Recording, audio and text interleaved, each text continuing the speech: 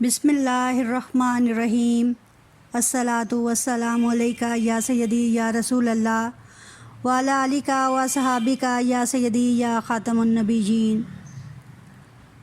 ناظرین محترم، السلام علیکم ورحمۃ اللہ۔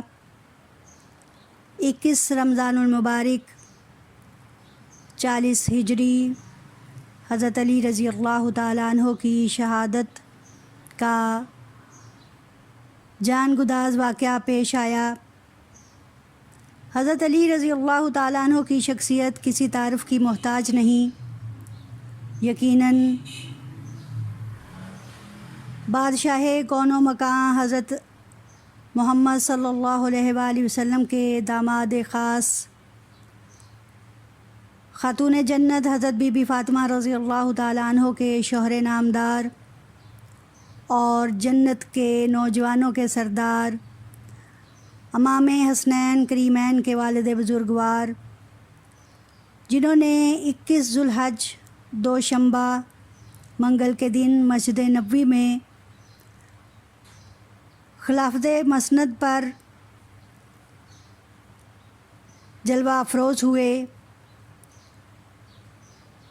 آپ رضی اللہ تعالیٰ عنہ آپ صلی اللہ علیہ وآلہ وسلم کے مربی اور ہر وقت آپ صلی اللہ علیہ وآلہ وسلم کی امداد و نصرت میں لگے رہنے والے، یقیناً صبح و شام آپ صلی اللہ علیہ وآلہ وسلم کی زیارت سے فیض یاب ہونے والے، جنگ بدر، جنگ احد، جنگ خندق اور خیبر اور تمام لڑائیوں میں داد شجاعت دینے والے، اور جن کی تلوار ذوالفقار کے آگے بڑے بڑے سورما ایک ہی جھٹکے میں ختم ہو جانے والے،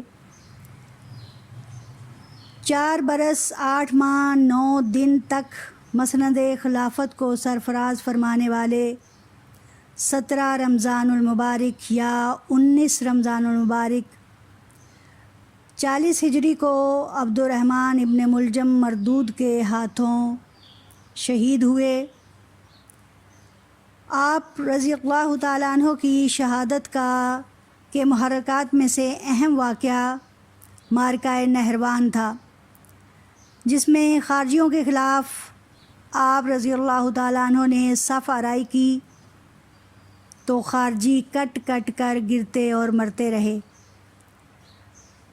چنانچہ ان خارجیوں کی دشمنی اپنے عروج پر تھی کہ حج کے موقع پر خارجی اکٹھے ہوئے اور انہوں نے طے کیا کہ جب تک 3 آدمی حضرت علی رضی اللہ تعالیٰ عنہ، حضرت امیر معاویہ رضی اللہ تعالیٰ عنہ اور حضرت عمر بن العاص رضی اللہ تعالیٰ عنہ کو صفحہ ہستی سے نہ مٹایا جائے، اس وقت تک اسلام میں ہم اپنی جگہ نہیں بنا سکتے۔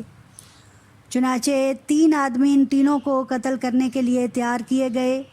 عبد الرحمن ابن ملجم نے کہا کہ میں جناب امیر رضی اللہ تعالیٰ عنہ کو قتل کرنے کا ذمہ لیتا ہوں۔ اسی طرح نزال نے امیر معاویہ رضی اللہ تعالیٰ عنہ اور عبداللہ نے عمر بن العاص رضی اللہ تعالیٰ عنہ کے قتل کا بیڑا اٹھایا اور تینوں اپنی اپنی مہم پر روانہ ہو گئے۔ کوفہ پہنچ کر ابن ملجم ایک خارجی خاتون قطام یا کستام کے عشق میں مبتلا ہو گیا۔ یہ پہلے ہی امام علی مقام کے خون کی پیاسی تھی۔ طے کیا کہ میں تم سے شادی کروں گی اگر تم امام علی مقام کا سر مجھے مہر کے طور پر ادا کرو۔ 17 رمضان المبارک کا دن تھا کہ حضرت علی رضی اللہ تعالیٰ عنہ نے اپنے بڑے صاحبزادے امام حسن رضی اللہ تعالیٰ عنہ سے پوچھا کہ آج رمضان کی کون سی تاریخ ہے؟ انہوں نے بتایا 17 رمضان المبارک۔ پھر چھوٹے صاحبزادے سے پوچھا کہ رمضان ختم ہونے میں کتنے دن باقی ہیں؟ تو انہوں نے بتایا 13 دن۔ امام علی مقام رضی اللہ تعالیٰ عنہ رمضان 40 ہجری کو اپنی شہادت کے منتظر رہے، سارا دن بے چین رہے اور مختلف اوقات پر پوچھتے رہے اور انتظار کرتے رہے۔ اکثر آپ صلی اللہ علیہ وآلہ وسلم سے بھی پوچھا کرتے تھے کہ یا رسول اللہ صلی اللہ علیہ وآلہ وسلم، یہ جان کب نکلے گی؟ تو اللہ کے رسول صلی اللہ علیہ وآلہ وسلم نے فرمایا جب تک تمہاری داڑھی خون سے سرخ نہ ہو جائے۔ آپ صلی اللہ علیہ وآلہ وسلم کی پیشین گوئی حق ثابت ہوئی۔ 17 رمضان المبارک آپ سارا دن بے چین رہے اور آخر ساری رات انتظار کے بعد فجر کی نماز کے لیے مسجد میں تشریف لے گئے۔ ابن ملجم کو قسطام نے امام عالی مقام کے قتل پر ابھارا تو وہ بولی کہ اگر اب بھی وقت گزار دیا تو پھر وقت ہاتھ نہ آئے گا، چنانچہ جاؤ اور ان کو قتل کر ڈالو۔ ابن ملجم پہلے ہی مسجد میں انتظار میں بیٹھا تھا کہ کب امام عالی مقام تشریف لائیں اور وہ ان کو قتل کرے۔ اس اثنا میں وہ مسجد میں سو گیا۔ امام عالی مقام نے خود اس بدبخت کو جگایا اور اس کے بعد نماز شروع کر دی۔ سر مبارک سجدہ میں ہے اور دل راز و نیاز الہی میں مصروف تھا کہ اسی حالت میں اس شقی القلب ابن ملجم نے زہر آلود تلوار سے ایسا کاری وار کیا کہ تلوار آپ رضی اللہ تعالیٰ عنہ کے سر مبارک کو چیرتی کندھے تک جا پہنچی۔ اتنا خون بہہ رہا تھا کہ طبیب بھی پریشان تھا کہ خون کو کیوں کر روکا جائے، کیونکہ تلوار زہر آلود ہونے کی وجہ سے زہر سارے جسم میں سرایت کر چکا ہے۔ زندگی کی کوئی امید باقی نہ تھی۔ اس دوران آپ رضی اللہ تعالیٰ عنہ اپنے بیٹوں کو پند و نصائح کرتے رہے اور محمد بن حنفیہ کے ساتھ لطف و مدارت کی تائید کی۔ جندب بن عبداللہ رضی اللہ تعالیٰ عنہ نے عرض کی، امیر المومنین، آپ رضی اللہ تعالیٰ عنہ کے بعد ہم لوگ امام حسن رضی اللہ تعالیٰ عنہ کے ہاتھ پر بیعت کر لیں؟ امام عالی مقام نے فرمایا، اس کے متعلق میں کچھ نہیں کہنا چاہتا، تم لوگ خود اس کو طے کرو۔